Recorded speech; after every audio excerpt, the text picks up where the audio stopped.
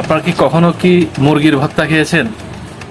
এই দেখেন, এটা হচ্ছে যে মুরগির ভর্তা, আর পাশাপাশি হাঁসের চুইঝাল। অসাধারণ, দেখাচ্ছি তারা। এটা হচ্ছে মুরগির ভর্তা। মুরগিটাকে সিদ্ধ করে বিভিন্ন উপকরণ দিয়ে কিন্তু ভর্তা করা হয়, মুরগির ভর্তা। অনেকে তো মুরগির মাংসই খান। কখনো মুরগির ভর্তা খেয়েছেন কিনা অবশ্যই কমেন্ট করে জানাবেন। আমাদের পাহাড়ে কিন্তু এই রেসিপিগুলো পাওয়া যায়। অসাধারণ।